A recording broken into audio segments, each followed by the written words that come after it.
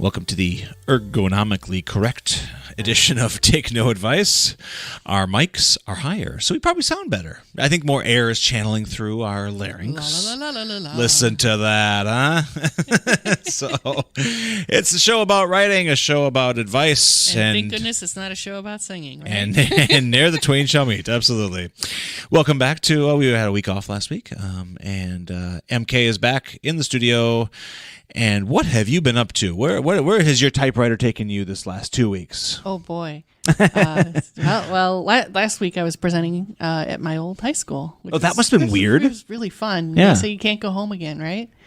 Yeah. It's really an interesting thing to go walk those halls. Let's unpack that, shall we? Did you visit your old locker? No. It's your golden opportunity to check out your locker. when you're nowadays. You don't just wander schools. That is true. Not just from sensitive. And distracts. Yeah, I appreciate that. They've added music between periods. That's an interesting touch. Yeah, I was grooving. This is nice. They add like music that the it's student, like pop music. I would say the students would like, or do they add like Sinatra? My school they probably would like that too. It was very good, excellent. Yeah. So all right. so that was fun, and now I've cracked back into book 3 of Bookminder.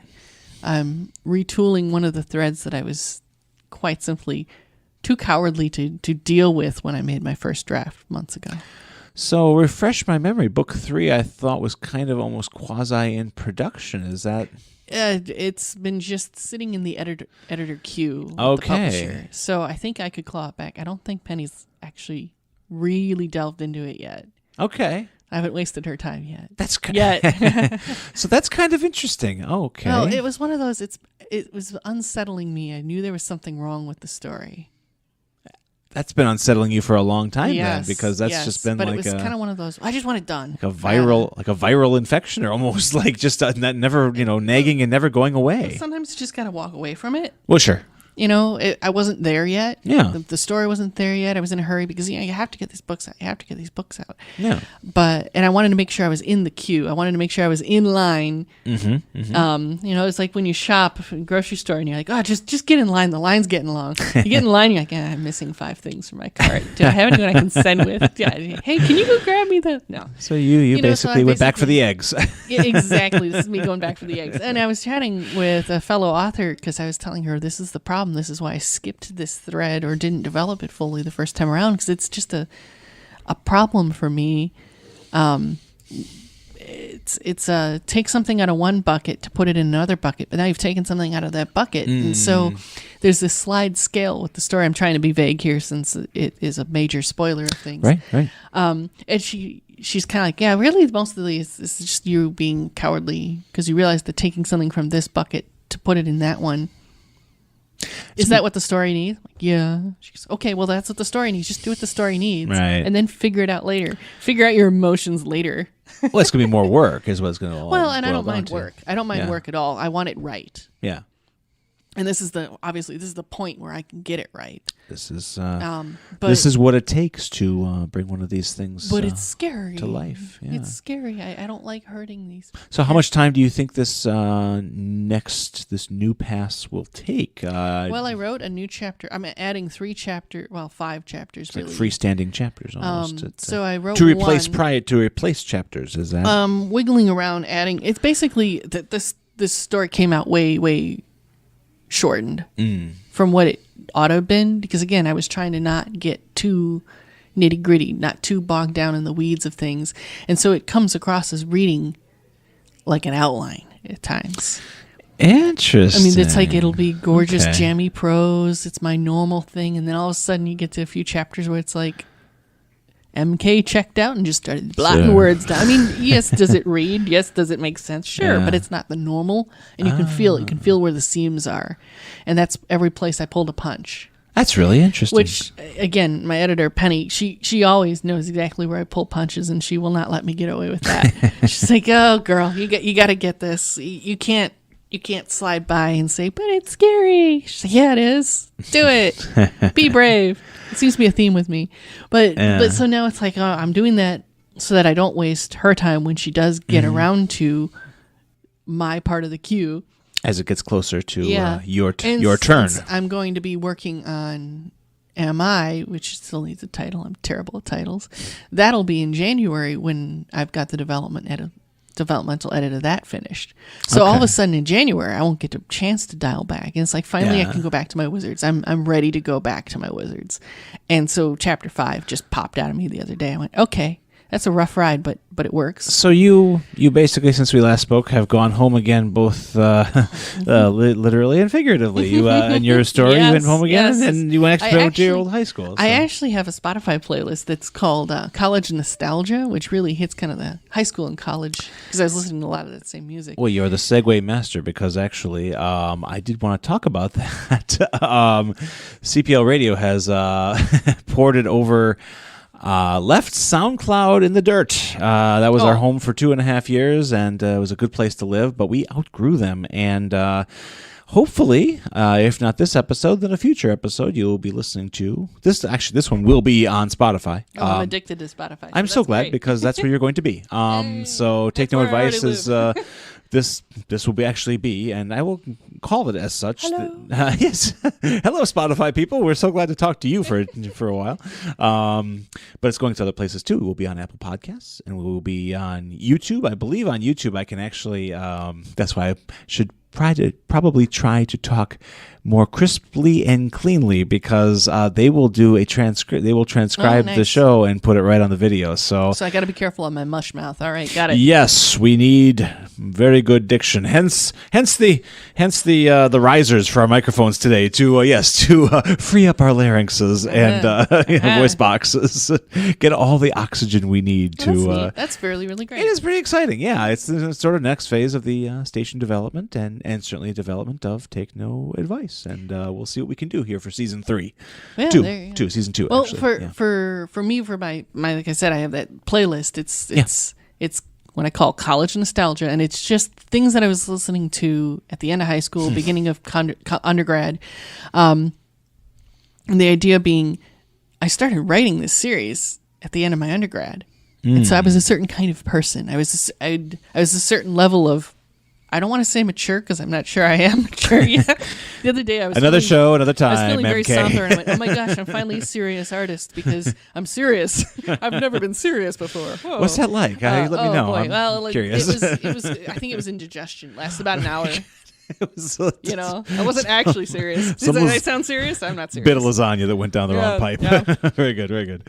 No, so I actually made this playlist months and months ago, with the idea being put myself in that spot where I was when this story was fresh and new. It's amazing how music can do that. Oh yeah. And I don't listen to music when I write. I don't, because I don't like what the subliminal influence can give. That's someone else's art. Let them do that. I will make playlists for my stories, kind of like, if there was a movie, this would be the soundtrack. It's a topic I can't get away from, but but I mean, by and large, I don't listen to music when I write.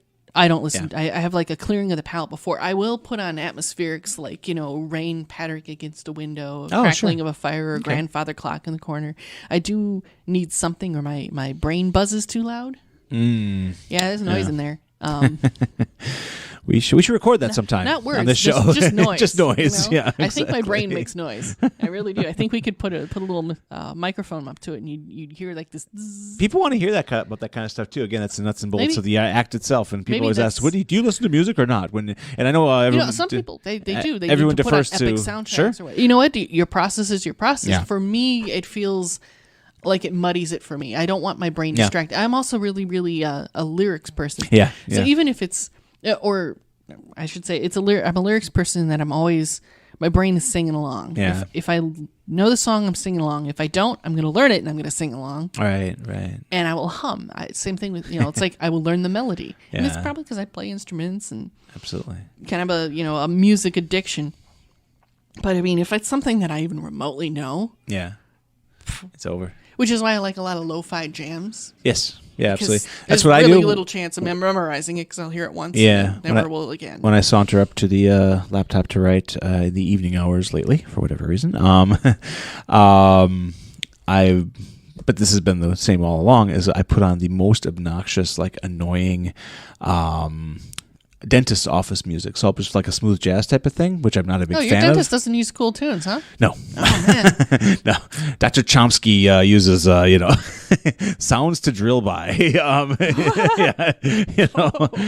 No, he's, but I like to, because I found, being a coffee shop writer as well, that I like that kind of white noise that I intentionally want to tune out, and that forces me into the writer's kind of brain. So I like it's that. kind of like noise canceling headphones for me. The idea with, again, my brain makes noise.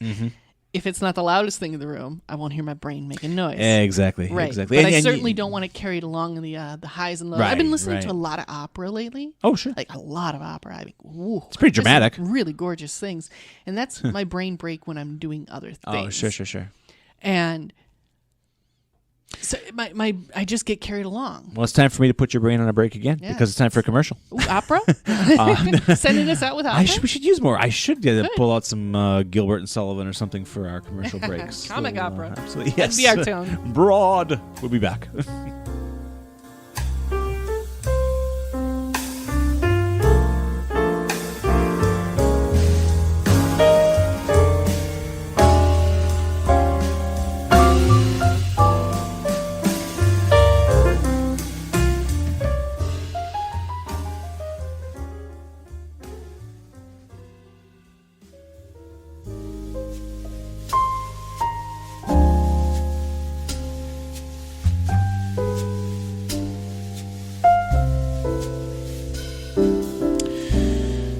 Still foolishly using my autumn jazz here in the depths of winter, early winter here in Wisconsin. This is Take No Advice, and we advise you not to come to Wisconsin right now. I would just go right around us. Go if you're going to Canada from Illinois, go by way of Minnesota. Just go right around our state. Of course, it's not much better in Minnesota either. We're all kind of in the grips of this dragon of cold death. But, I'm kind of leaning into it, and I'm kind of strangely enjoying it. Don't tell anybody. I just told everybody. Yeah, you did? Yeah. It's permanently recorded. For whatever reason. Don't put it on the internet. Oh, wait, too late. For whatever reason, I'm not that bothered by all this. Yeah, I would think I would be, but I'm just kind of like, oh, okay, I got sweaters.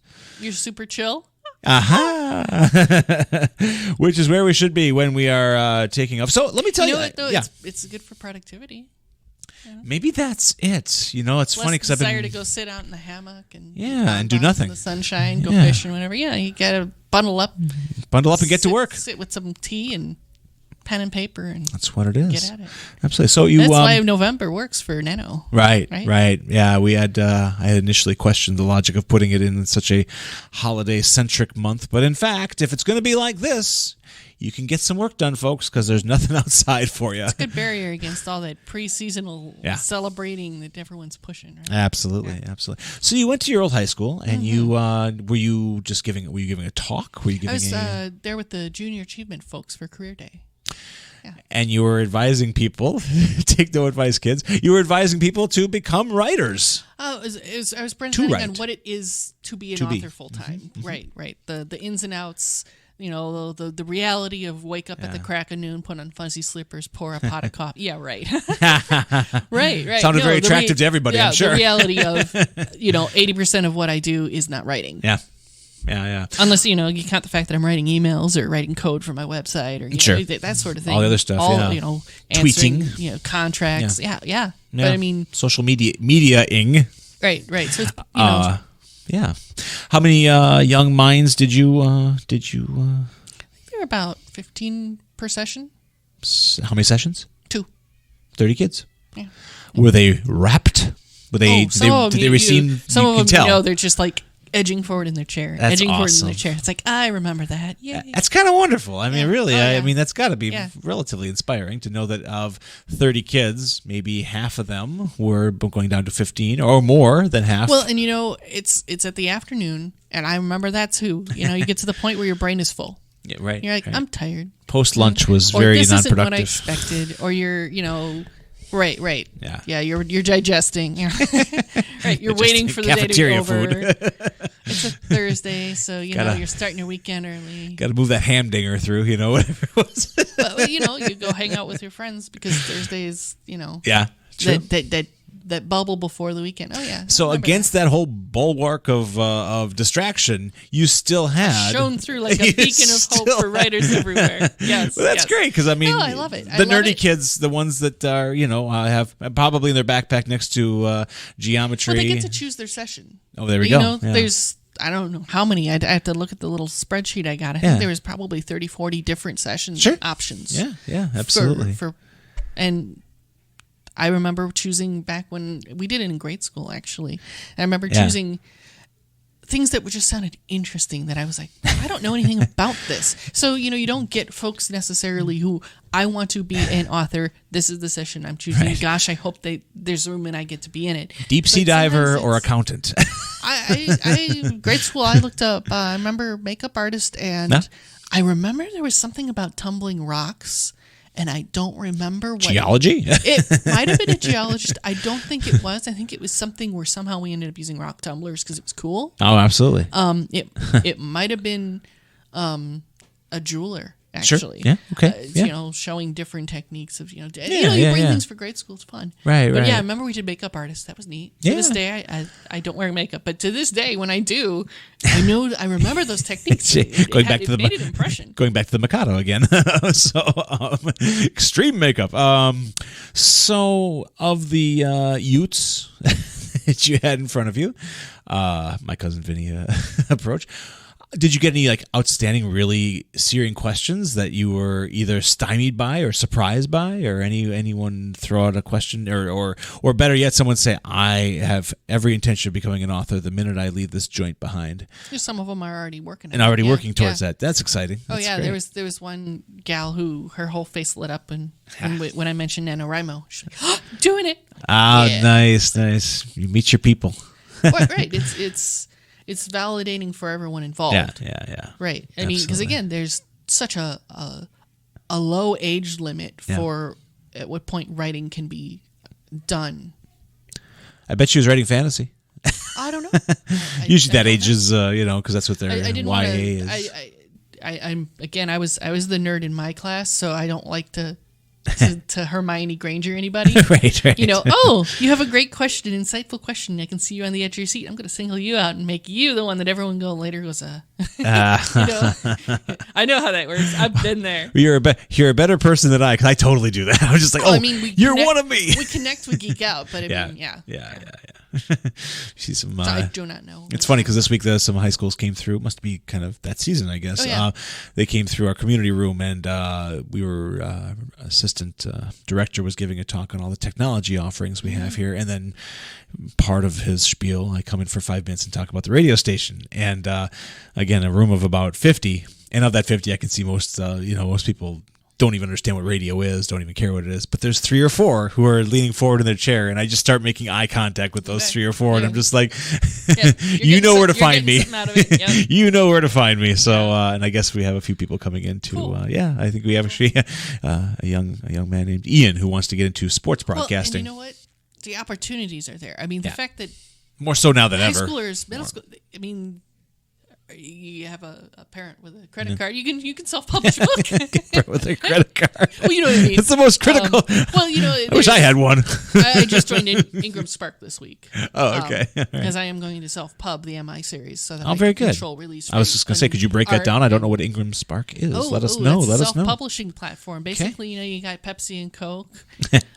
Basically, the two major. There are other options, of course, but the two major self-pub platforms are CreateSpace, which Amazon purchased right a number of years back, and Ingram, which is like the massive book publishing distribution. Oh, Ingram. I know Ingram. I'm like waiting for the light bulb to go on here. And so they created Ingram Spark, which is the self-pub arm of it. Nice. But you can use the Ingram distribution services, et cetera, et cetera. That's almost in some ways better than Amazon in some ways, isn't it? Because you're really part of the channel. Again, it comes on. It depends on what you want. If you want to just get your book on Amazon, rock it to the top, get the little orange flag of bestseller. Sure.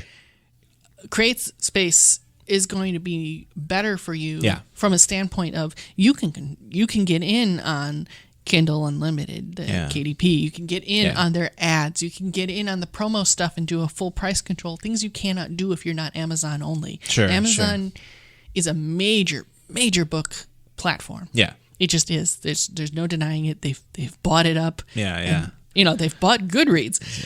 They own it all. Oh, I didn't know that. Oh, yeah. Amazon owns Goodreads. Yeah, a couple of years ago. They did it quietly. Sorry, I let it out of the box.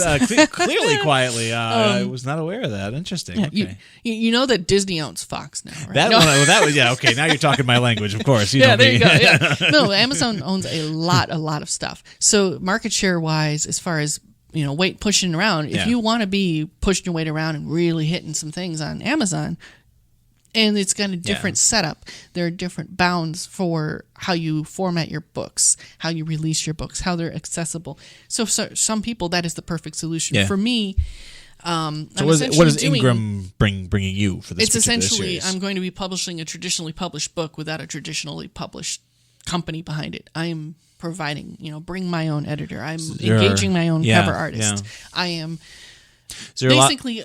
A lot out of pocket for that? Is that a lot of... Okay. Oh, yeah. But I want it done the way I want. I want the proper barcode ISBN with the little pricey thingy on it. I want all the proper... I want a hardcover. I want to be able to put it on Edelweiss 6 months before the release. Okay.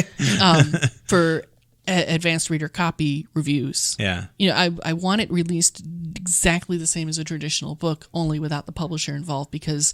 Yeah. I want to control this one. This one's my new baby, and why not?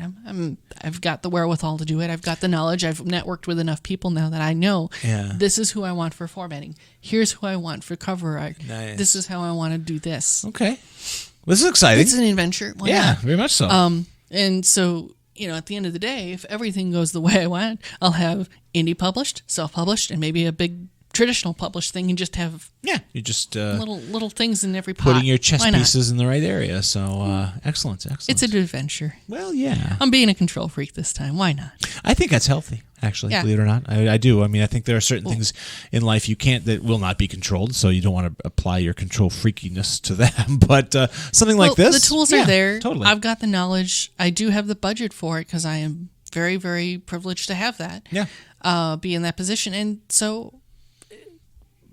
Educating myself and you chose yourself. Well, and that's the thing is I've had a few people say, and this is just an interesting thing I figure is good on this program. Yeah. I've got people say, well, do you want to put a imprint down so that it looks like it's been published by a publisher? Like, sure. That's basically just like ye old Western town false front. I mean, people do it. It's perfectly valid. Yeah. Nothing wrong with that, especially if it helps get your book into more hands. If that's the way that it will work. Certainly. There's absolutely nothing wrong with it. For me, then I have to either make or commission a logo for this imprint that only prints my book. Mm-hmm. Then I would need an LLC. Then I would need, there's... Well, you become more of a business person and you're not writing. Do I have business insurance as an author? Because I do vend at places and sometimes you need that. Yeah. Right. Do I have a federal tax ID number? Yes, I do. Yeah. But I'm an author. All of that is tied to me as an author. Yeah. I don't have a business checking account that's assigned to something LLC. Absolutely. To me, it's just me doing business as an author. That might come. But I, this is the point at which I could make that decision, and I got going, I'm not a company. I'm not a publisher. I don't want to be a publisher, which is funny. When I'm self-publishing a book, I don't want to be a publisher. Yeah. No, I want to be an author. Yeah. Absolutely. And so I'm putting my foot down, and that's a good. Yeah. It's not going to have an imprint on it. That's fine. I mean, if I'm going to self-pub it, I'm okay with that decision to have it be. This is me. There's no little cutesy logo, little placeholder thing. Folks, that sounds like advice to me. A little bit. But I mean, at the end of the day, it's a business decision. I want to be an author, and that's me first and foremost. That's what I do. Do I have? I mean, again, I presented at my old high school, and I said earlier, 80% of my job is not writing some days because there is correspondence. I do have contracts with people. I do have to set up something with my calendar. I have to make space for this program. Radio. I go present at schools or. There's all sorts of funny little things that creep in. The social media, blogging, just You don't want it to become 90%. and at the end of the day, it's part of being an author. Yeah. In today's world. It's just the way the business is. Yeah. But I don't want to erode it further and now put a different name on it. Absolutely. I'm not a company. MK is not a company. You heard it here first. So that's just my little. But and maybe that's the wrong decision. I guess we'll all find out together. She brings good company though. Every Thursday we record. The options are there. Okay. Opportunities are there. All right. I'll probably talk about that I hope pub so. route a lot more in the future. Just because there's fascinating things. Awesome. It's all wide open, folks. This is big. How cool. Get those books out. Get those pens on that paper. I just stood back for the last half of this. She was going. That was awesome. All right. We do have to hit the highway, though, but we will give some more advice, and you can take some more advice, or you can leave some more advice. Take it or leave it. Yeah, Next contact week, us. It'd be great. Yeah, let's get that conversation some going. interaction. All right. Woo-hoo. All right. We'll work on that for season 2, which we're now in. Welcome to Spotify. Thanks for your time, Goodbye, folks. everybody.